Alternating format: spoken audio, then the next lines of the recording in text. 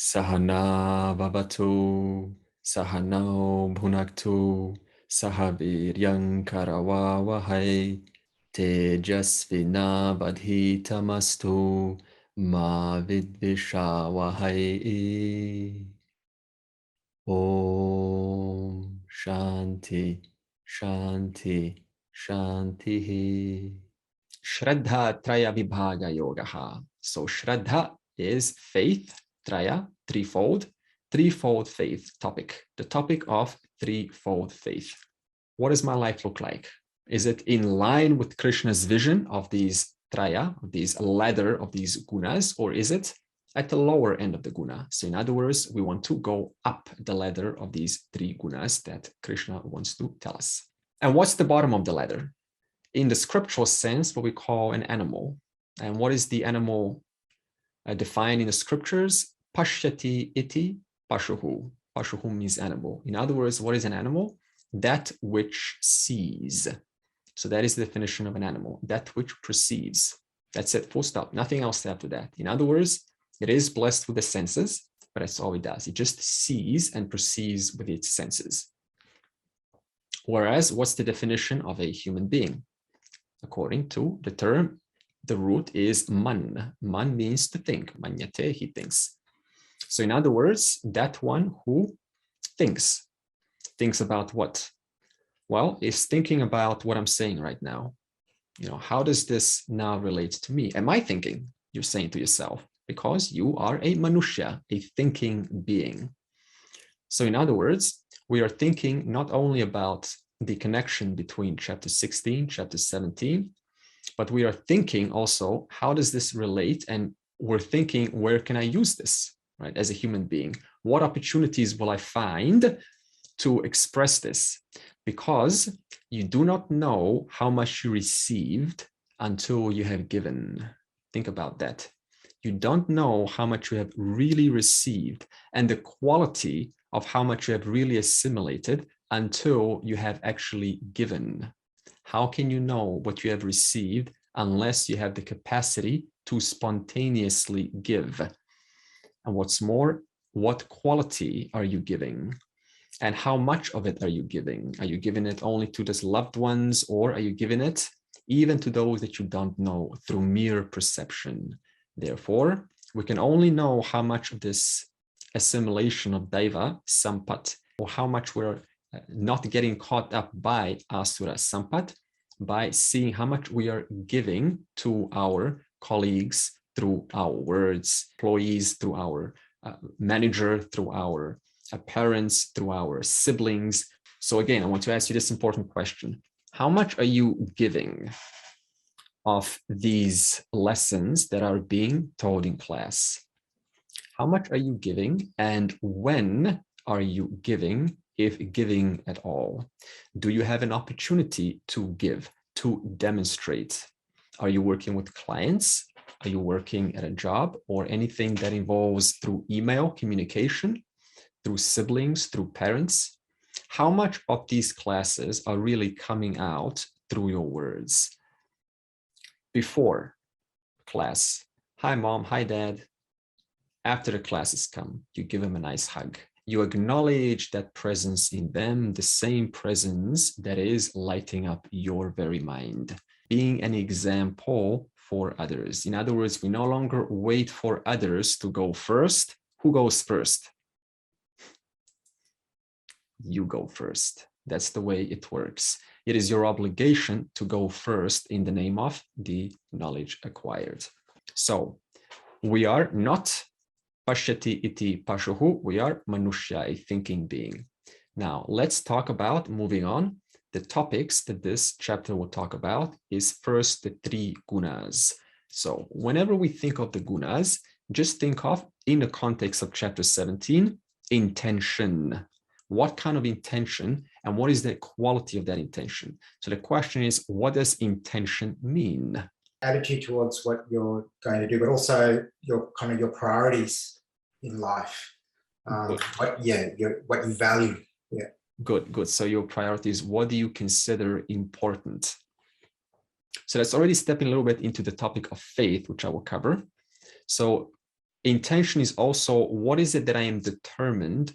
What is my aim? Where am I going with this? In other words, determination for a certain end.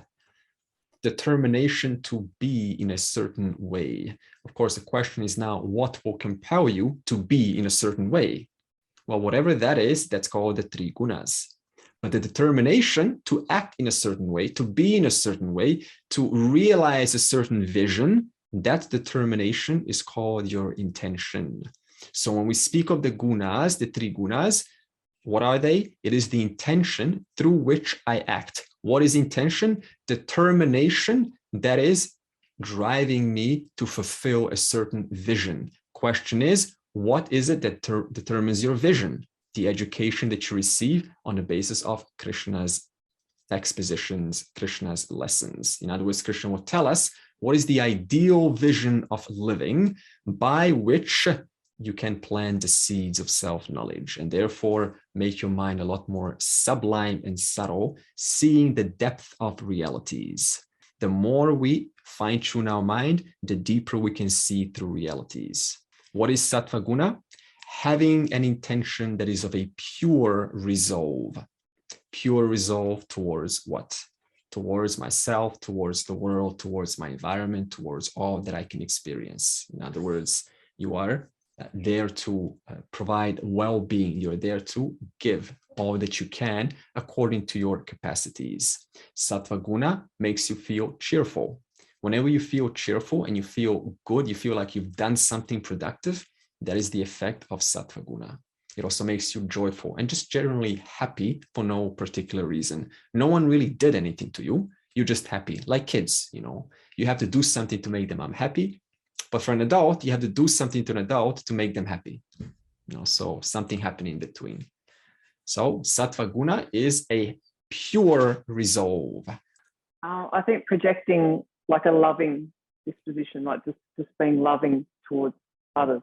Good, a loving disposition and acting in the name of that love also. We call that compassion. Yeah. So if you feel that empathy, that is there, but if you have this capacity to act, then that empathy transfers into what we call compassion. So what's the difference between empathy and compassion? Empathy is you're feeling the pain and the joys of the other person. Compassion is when you actually act that out. That's when it becomes compassion. So sattva guna resolve is a loving, compassionate resolve, as Lorena nicely put. Then we have raja guna intention, raja guna resolve. This is whereby the intention is for the sake of me benefiting for myself. So this means the focus goes from the environment onto this single entity called our name. In other words, the only person that's going to act is that's going to benefit is me. The person who is of a Rajaguna resolve doesn't necessarily hurt like Tamaguna resolve, but they don't mind hurting if it is necessary to attain that desire, which is going to, as I think, according to my knowledge, limited in nature, is going to fulfill me. Therefore, this person will gladly act out or will easily succumb to temptations when presented an opportunity. And we can see this in the corporate world happening a lot. The moment opportunity comes, someone comes, hey, we found a loophole in the system, in the stock market. We've seen this in 2008. We've seen this, the movie, The Wall Street Wolf. Okay, so that's a great example of what it means to fall for the temptation and succumb for Raja Guna. And then we have Tamaguna resolve. This resolve has intention to hurt. It may not hurt intentionally, but it is so covered by Avarana Shakti, by the veiling power, that it either hurts unintentionally or it has an intention, in most cases, in chapter 17 context, an intention to actually hurt. Wall Street Wolf movie, he calls the client and he's just waiting for that client to say yes. There's no care what the client is going to, who the client is. They just wanting to say yes. And when it says yes, even gives him a finger. In other words, that's what's happening behind the scenes, right? I don't care who you are. If you're hurt or not, it's just for my ends alone. So this Rajaguna and Tamaguna are always close twins acting together. Krishna points out that we all have these three gunas percolating throughout our various activities. For example, we have devotion for the Lord. To be in this class, that requires Sattva guna. But then we don't mind having a fast life, once in a while. That's Raja guna. And then we don't mind backstabbing once in a while, stepping over someone's toes. That is Tama guna. In other words, all these three are percolating in our behavior. So once again, I'm saying this to bring it back onto yourself. The next question is, having covered these three gunas, which is intention, what is Shraddha, faith? Shraddha is that which you stand for. What do you stand for so strongly? What is that big vision which holds you and moves you one step forward? And when someone brings you a different vision, you say, no, thanks. My vision is much bigger. I believe in that vision. That vision has so well been put together through the course of time. That is what I stand for. That is my faith. In other words, that vision is a conclusion that you have created through your moving forward in life that you, according to your knowledge, now think is worthy of pursuit. And that's what we call faith. Verse 3, Shraddha mayo ayam purushaha. In other words, everyone has faith in something. If you want to do that directly, Shraddha maya, that means the moment you put maya in front, it means full of Shraddha. I am this purushaha person. So this person full of Shraddha. Now, what person? Well, from your standpoint, you. From my standpoint, me. In other words, every person has faith in something. So we have to ask, what do you have faith in? And Krishna is going to point out by answering Arjuna's question. And one way to uncover the person's faith, like if I ask you, what is your faith? What do we stand for? You wait for a moment when a crisis comes. Unfortunate crisis, something that's unpleasant, separation, death of someone, or you get rejected and you think it's unfair, and suppose it is unfair, something highly unpleasant comes. What are the first thoughts that come to you the moment you discover the bad news? That is your real faith. It is easy to say now, no, I know what my faith is. My faith is the truth. Okay, let's wait. When it happens, there is a great opportunity to see, as I said in the beginning of the conversation, how well established are you? What are you truly giving back when a crisis comes? So verse 1 to 6, Arjuna's question and the three types of faith. Verse 1, Arjuna uvacha ye shastra vidhim utsrja yajante shraddhayam vitaha tesham nishtha tuka krishna sattvam aho rajastamaha.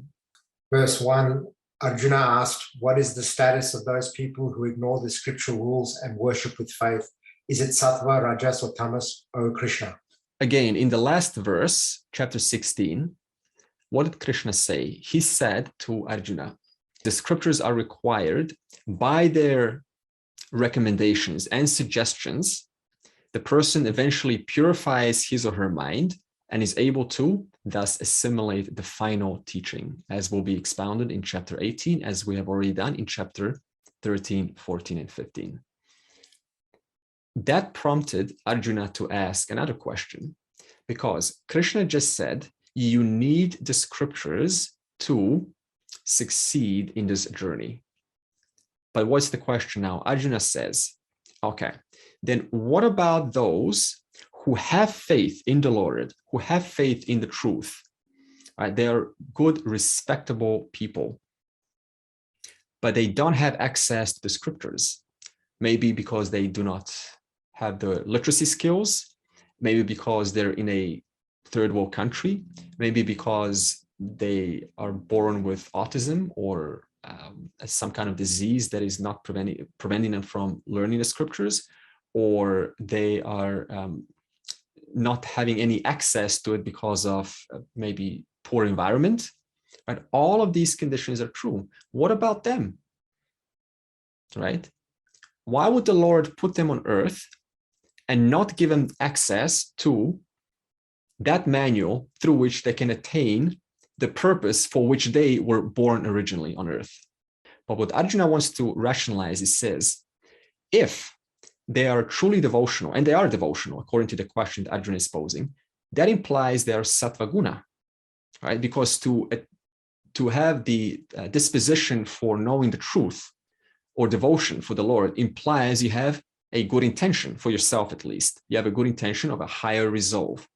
However, they are not following the scriptural precepts, the scriptural injunctions, the scriptural methodology, which means they are either not willing to, or they just don't think it's important or don't want to at all, which implies Rajaguna and Tamaguna. So what category are they? Are they Sattvaguna? Are they Rajaguna? Are they Tamaguna? And then Krishna says in verse 2, Shri Bhagavan Uvacha, so Bhagavan will answer, Trividha bhavati Shraddha, Dehinam sa swabhavaja, Satviki rajasi chaiva, Tamasi cheti tam shrnu. Lord Krishna said, for all human beings, faith is threefold as sattvic, rajasic, and tamasic. It is born of one's nature. Hear about it. Arjuna's question is, what kind of devotees are they? They are sincere, devoted people for the Lord. They want to know the truth, and yet they do not follow the proper protocols through which they can actually attain that which they are trying to attain, which is the Lord. And then Krishna says they're not guiding the person's faith, they're not guiding their vision, they're not guiding their devotion. What is guiding their devotion? It is their character. What does this character consist of? Vasanas, in other words, their habits they've already done before. Purva Janma, in other words, those which is carried over into this life.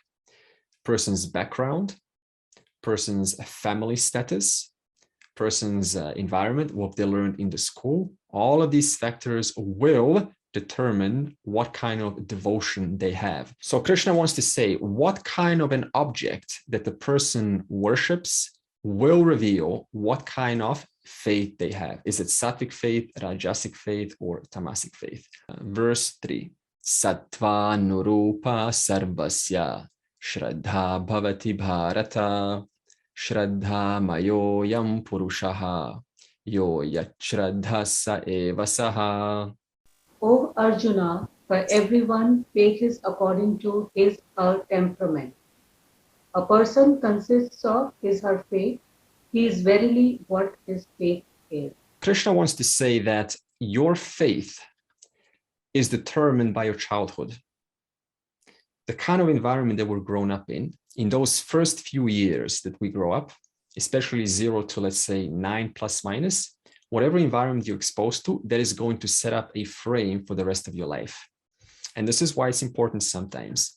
Even though we will talk about soon enough about yajnaha and puja, for a Westerner who doesn't really relate to those terms, a Westerner shouldn't necessarily try to take that on board and now try to learn what a yajnaha is, what a puja is, how to perform it, and all of the steps involved. But rather, find your own version of what devotion means, as long as it points to the highest, and use that to keep your mind on the highest so it doesn't get entangled in the worldly matters. A common question that I get brought up, and it's by Westerners only, is they say that they understand the self-knowledge part, but when it comes to devotion, that is like a big mystery. Like, how do I devote? What does devotion mean? What does bhakti mean? What's the point of rituals? And this reveals what it means to be brought up in a culture where things like yajnaha and puja were not prominent, or were not even taught to us kids at early stages. Therefore, when it comes to the matters of devotion, most Westerners would just find it one big mystery. What is this flowers, and why am I putting the ghee into the fire, and what's the point of the fire, and and the fruits and all that, like how many steps do I walk, and in which direction, clockwise, anti-clockwise. So it's one big mystery, and typically a Westerner will shy away from things like yajnaha and a puja. But nevertheless, the point is, your childhood will reveal what kind of relationship you have with the Lord right now. It doesn't mean that you're set in stone. It can always be expressed in a different form. You can always learn a new form of devotion and find that devotion that induces that heartly love for your personal deity. And when I say personal deity, I'm not talking about a deity in a different time and space, just that deity that keeps your mind onto the total picture, knowing that that who worships, the one who worships being you, are not different from that which is worshipped. So it's not like we're now talking about Dvaita, you're worshiping some Lord over there. It is all one content expressing in different names and forms. We had discussed this before. The point is, the mind which loves to run wild needs some reminder, someone that it is in love with, something that it's in love with that reminds it of the total picture of the big vision of Bhagavan. And then knowing that Bhagavan, which I am devoting to, is not different from that one who is devoting the self. Watch your thoughts. They become your words. Watch your words. They become your actions. Watch your actions. They become your habits. Watch your habits. They become your character. Watch your character. It becomes your future. No need to watch your future because that is already set in stone. In other words, we had so many choices along the way before we became our character, which is hard enough to change, and let alone the future. We had our thoughts, we had our words, we had our actions. All those three turned into habits, and that is already hard to change, but still it's not too late. You can still change a habit. So as you can see, the more you go towards the line, the harder it becomes to change. Isn't that true? Thought, quite easy. Word, well, there's some consequences there. Now you have to repent yourself, say, oh, I'm so sorry, and then maybe you be embarrassed a little bit there. And then an action. When you put an action out there, a lot has to be addressed, the consequences down the line. And then you go into habit, and then habit is already, something you have to focus consistently and watch out not to fall back into the old ways. So that is what Krishna is saying. Your habit of the childhood is now the person that you are. Okay, and then he continues in verse 4. Yajante satvika devan yaksharaksham sirajasah pretan bhutaganam shchanye yajante tamasa janah. Sattvic people worship the gods. Rajasic people worship the yakshas and the rakshasas. Tamasic people worship the ghosts and the spirits. Okay, let's take that statement in, that verse. So we've got gods, devas, yakshas and rakshasas. We've got ghosts and spirits. So let's start with devas.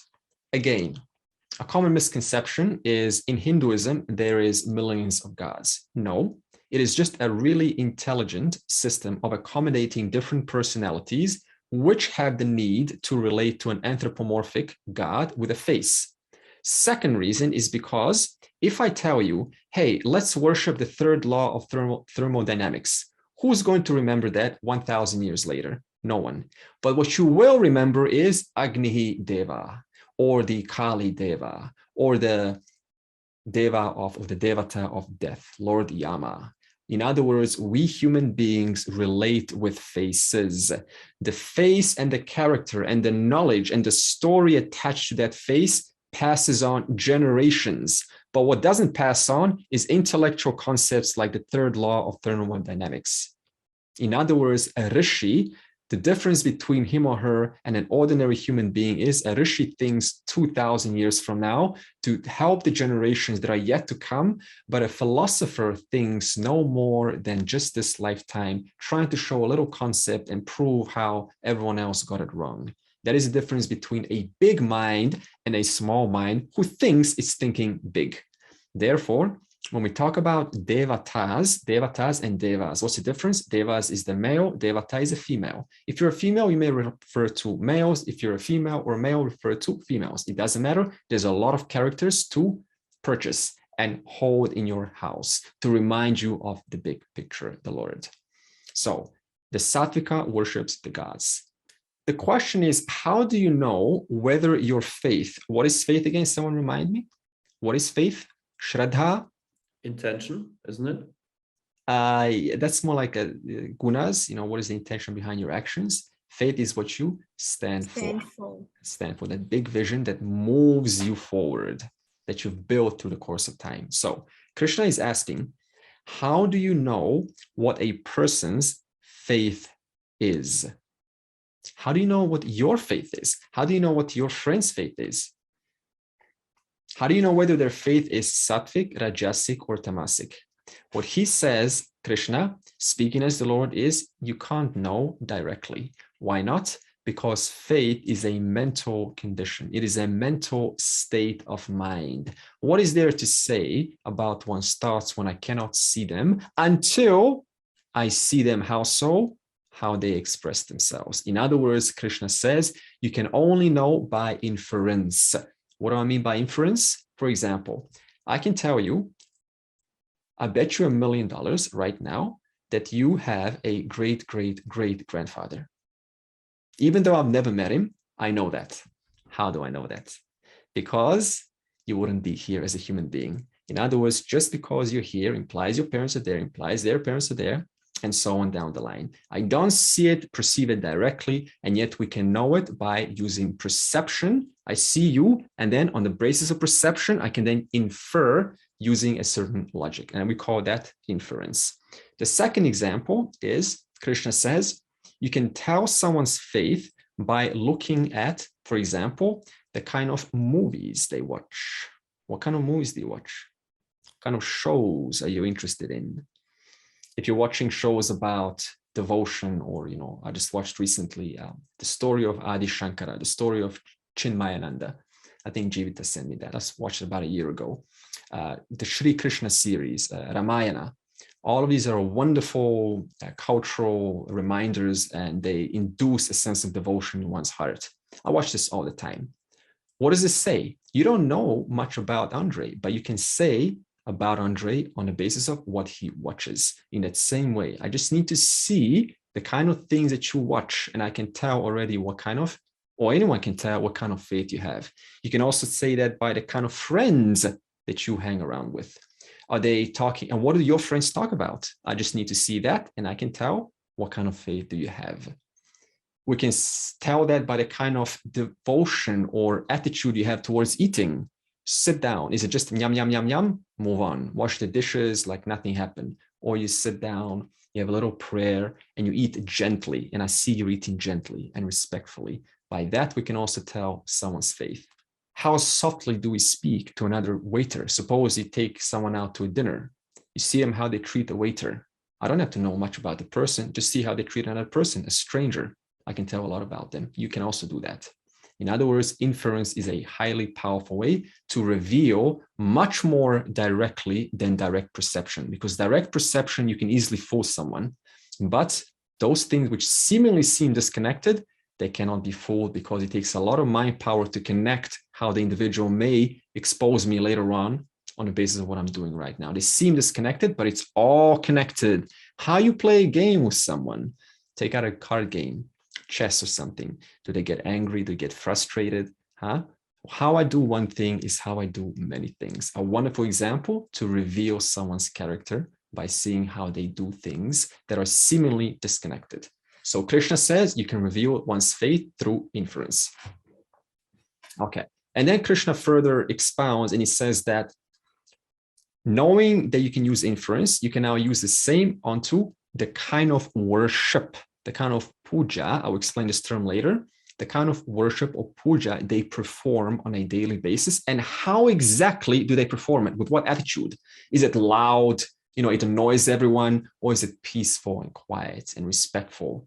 And what kind of smoke do they put? Is it smoke that has this bitter flavor, or is it much more pleasing flavor? Everything I tell you down to the last detail, you can reveal about a person and their worship and their mind by seeing how they do things indirectly. All worship have three components. In other words, you can tell someone's type of faith through three components of worship. The first component of worship is the devata. Now the devata, what is a devata? A god represents the reality, or a goddess that represents the reality. I spoke about that. The devata is further split into three types: sattva devata, raja devata, and tamaguna devata. Suppose someone is worshiping a sattva guna devata. What are these kind of devatas or devas? Suppose you take Vishnu, Krishna, Rama, Durga, Saraswati. All of these, Hanuman, all of these are devatas that represent what? Wisdom. Vishwamitra, Vidur, all of these wise people that you want to aspire to be. If you aspire to be like them, what does that tell about you? What does that say about you? You have sattva guna worship. I don't know if they still do this, but kids, they will put an artificial tail with a little mace, a gada, and they will say, Jai Shri Ram. They will pretend like they're Hanuman. And what is this? This is a brilliant how culture incorporates little playful characters that kids innocently play, but what are they doing? They're associating to like one who represents this purity, the sattva guna. So a lot of this cultural is geniusly set up to condition our kids from young age, as we said earlier on. How do you know someone's faith? By their early child upbringing. And therefore, they start to like these characters. Is this true for you? When someone comes to your mind, what kind of a person is it? Is it one who is noble? Is it one who is sattva guna, or let's go to raja guna? Is it someone who is raja guna? What are these people like? What is this kind of worship like? If you are a raja guna worshiper, then one inspires or aspires to be like a famous person, a rock star, a musician, someone that is good in their particular field. One loves to get their praise. They would feel honored to be mentioned by them on Twitter or Facebook. They would find it the most aesthetic thing to be of an experience on earth. Like, yes, I was praised by XYZ. In other words, you will find children waiting in line 2 hours to get an autograph by a movie star, a politician, a musician. This is all Raja Guna devotion. In other words, who am I devoting to?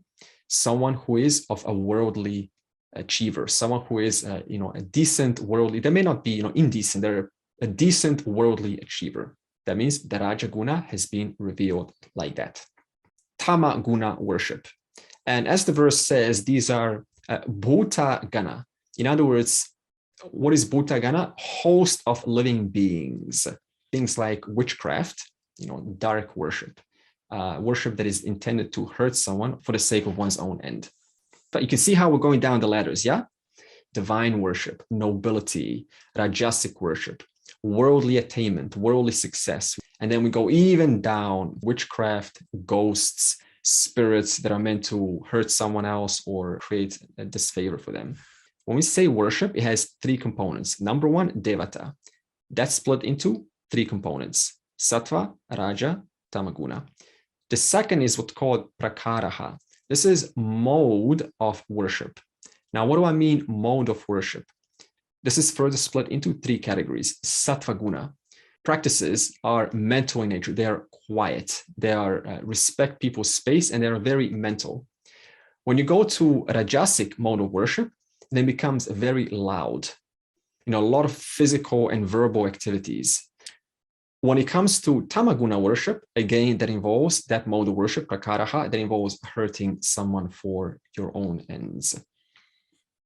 So devata, number 1, prakaraha, type of worship, number 2, and number 3, we've got bhavana.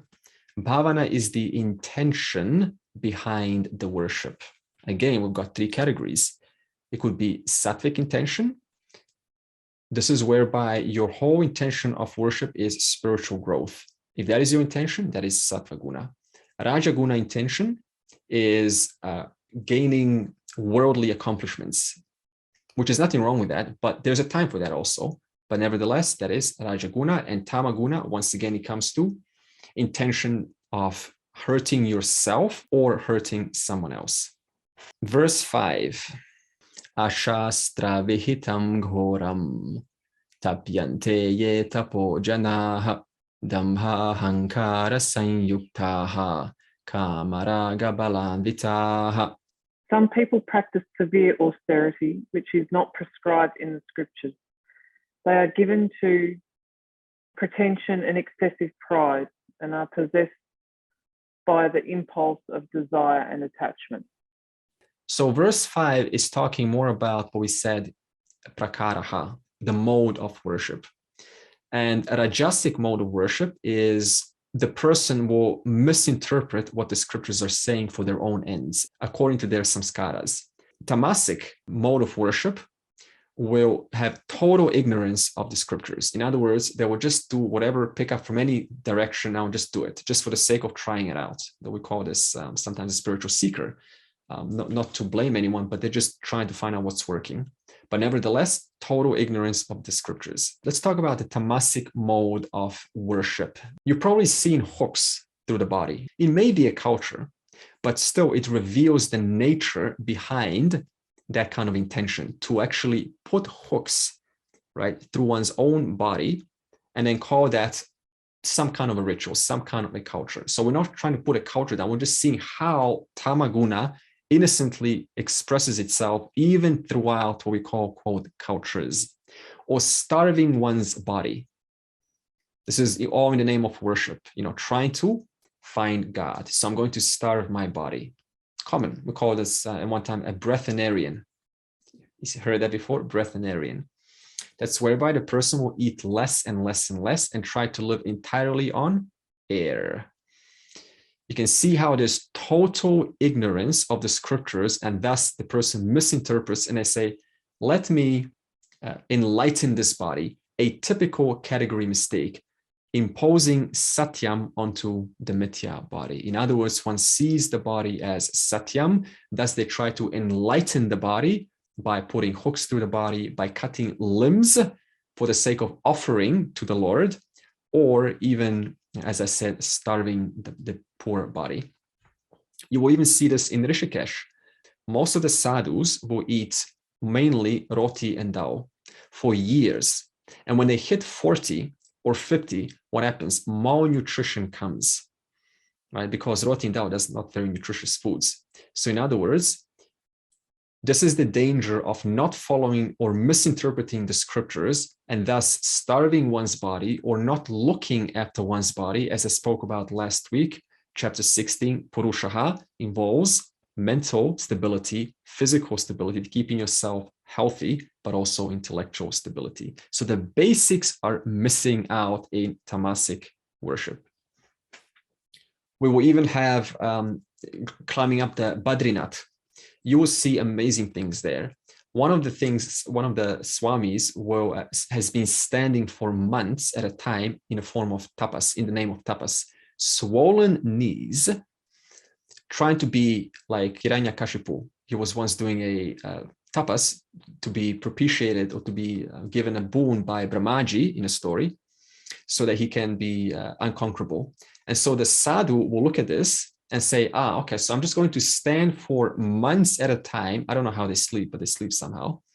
And you just think about this. This is ignorance of the scriptures because, as I said, tamaguna, total ignorance of the scriptures.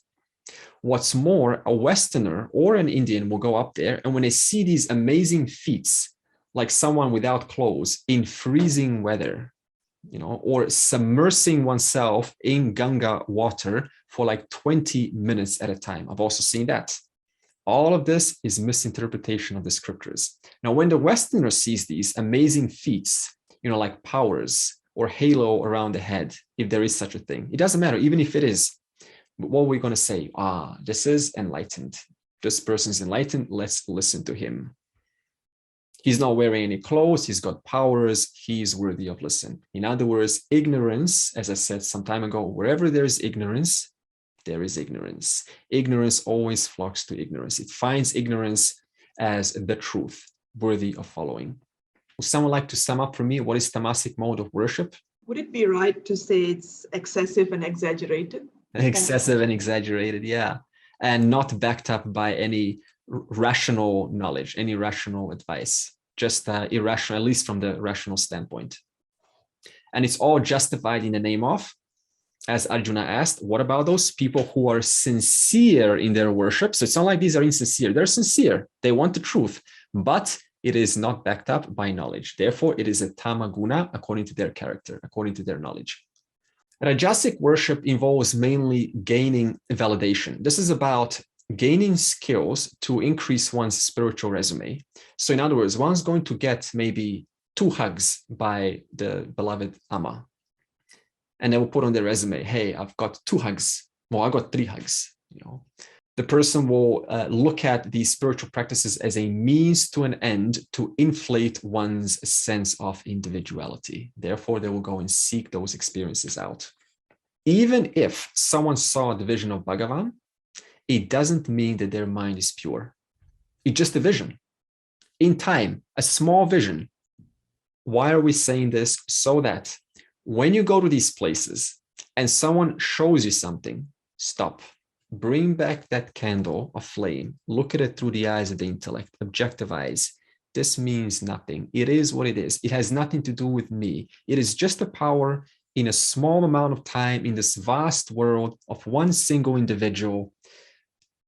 After the individual goes, the world will continue just fine. In other words, get tripped not over any kind of miraculous shows that are in the name of spiritual or enlightened or any kind of skills. It doesn't mean, end of the day, anything.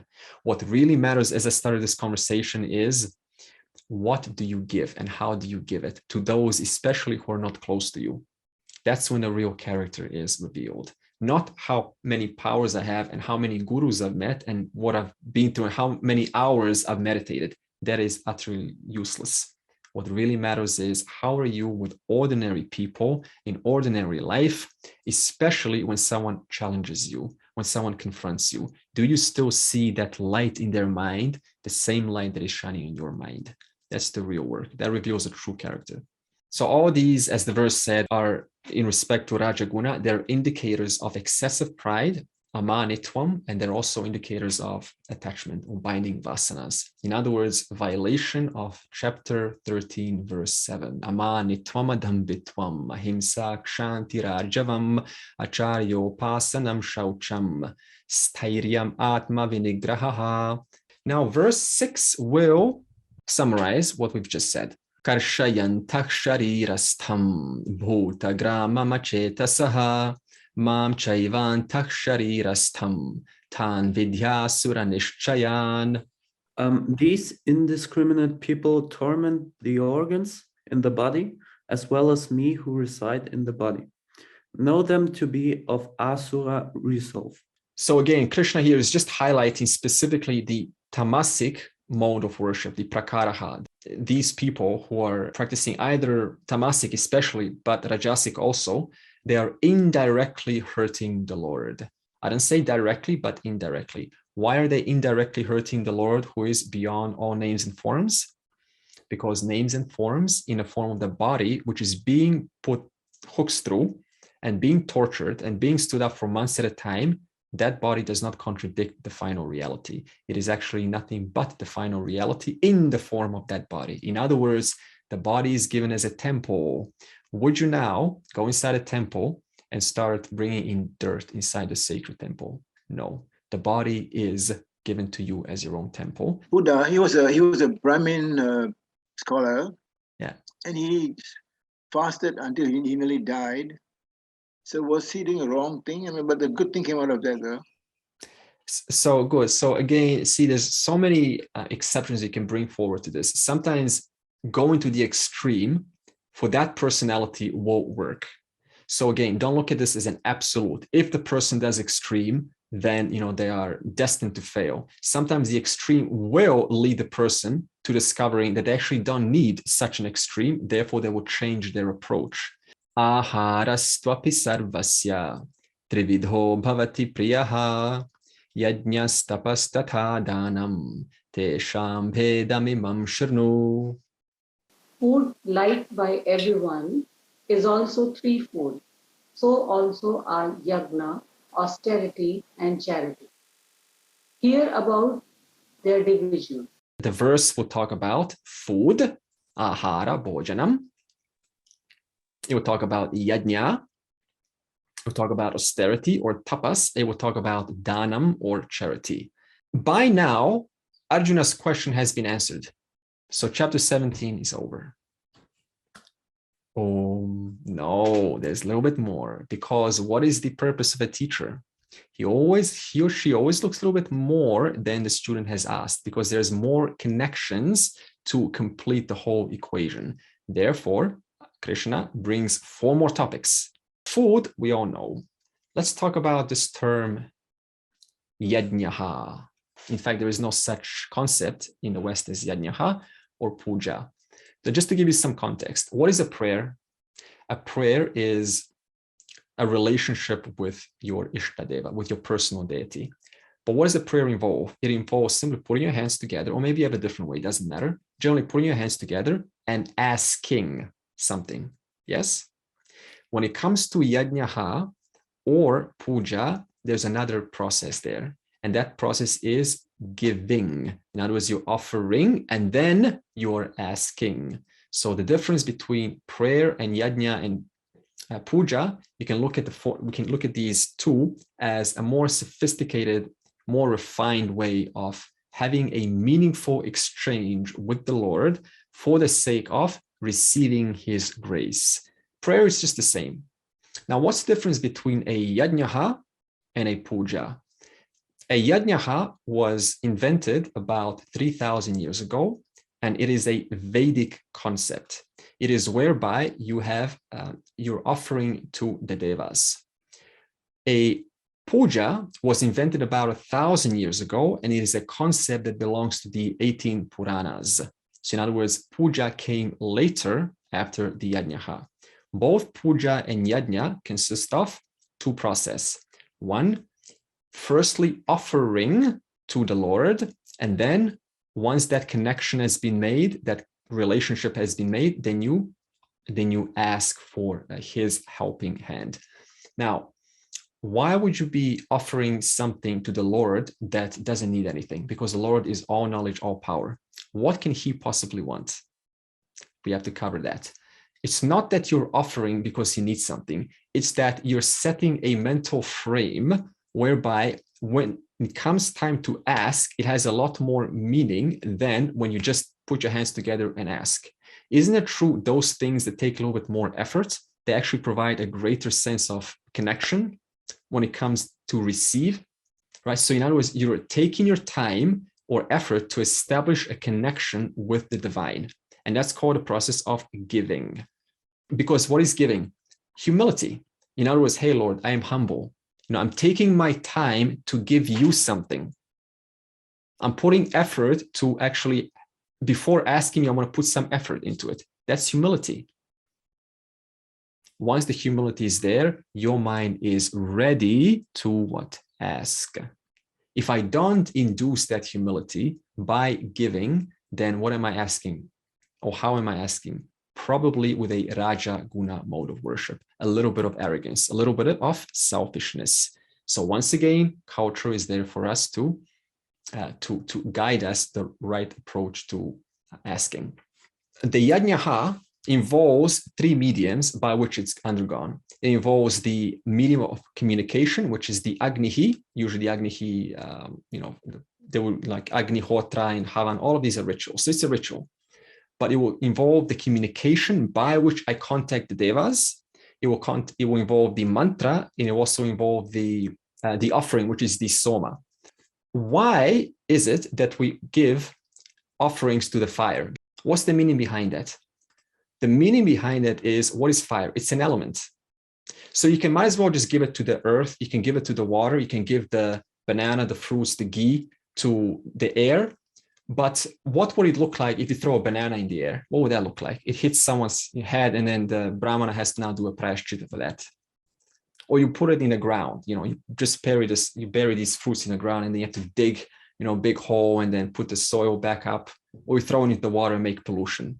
So a logical stance is the fire, because the fire burns it all. It burns and it converts it into a subtler version of itself. I give a banana, it converts the banana into a much subtler version. It offers it to the other elements in the air. So once again, symbology is at play here. And by that, I invoke this deva in the form of, let's say, rain for agriculture deva, maternity health deva, disease curing deva. However, there was a challenge. Number one, it could only be done by the brahmanas. And number two, it could not be done during the 4 months and months. The puja addressed two issues that yajnaha did not solve. And what did the puja solve? You could do it by yourself with a visible deity, because a yajnaha, you don't see the deity. It's just fire. It's just a concept. But now I could see someone I can relate to. And number two, you could do it any time of the year. Therefore, puja became now a prominent practice to do in one's home, anytime, any place. So what's the difference between yajnaha and puja? Essentially, they're one and the same. I am engaging a ritual whereby I establish communion with the Lord so that I may receive his helping hand. Yajnaha, next is danam, charity. And then we've got tapaha, which is technique, prescribed by the rituals in the scriptures. For example, sitting down to strengthen your concentration. One focus, one object that you favor, put in your mind. Whenever a thought comes that opposes it, bring back that apple. Watch that for 10 minutes. That's called a tapaha. In other words, tapaha is a technique, but still for the sake of worship of the divine. Before I close, I want to give us the context. Why are we going through chapter 17? How does this help us, if at all? Again, it looks at your life, different actions, and it just refines it. It brings you up from the ladder of potential tamaguna, selfish rajaguna, into a more a larger vision of the sattva guna. Therefore, it's going to look at even the foods you eat and how you eat, with what attitude we eat. With what attitude do we approach this tapas? Is it for selfish ends? Are we trying to build a ahamkara? How do we give charity? Is it to be recognized? Is it to sincerely, is it anonymous? All of these small things purify our mind in the name of this one being, which is all knowledge, all power. Therefore, we are preparing the soil of the mind for that seeds of self-knowledge to flourish. Yeah, Andre, just a personal observation when you're mentioning what types of TV shows you watch. I think it was 2 years ago during the lockdown time, which was, I guess, quite stressful for some, including myself. I watched the Ramayana series, but I watched it when it got to the war scene, I watched it in a very Raja Guna manner. So I was really getting in for, just really wanting Rama to kill Ravana, and I was so angry when he wouldn't shoot him when Ravana ran out of ammunition, and Rama goes, "No, I'm not going to kill you." And I go, "Oh, how could you do that?" So it's interesting that those epics can still bring out that sort of element. So the whole epic is sattva guna oriented because it requires some wisdom, but also within that watching, you're now expressing some more little bit of different qualities about yourself. As we said, you're all three. So by the way, it's impossible to be completely free of Rajaguna and Tamagun. This is how should we call it, a unrealistic dream that's percolated, and it's highly hurtful because a person spends their whole life trying to be some divine being. It's just not possible. So be easy on yourself. Just simply look forward to that goodness, that pure intention. But when the impurities come, don't be too hard on those, on that person that is being worn by the one Atman. Sarve bhavantu sukhinaha, sarve santu niramayaha, sarve bhadrani pashyantu, ma kaschit dukha bhag bhavet. Om Shanti, Shanti, Shanti.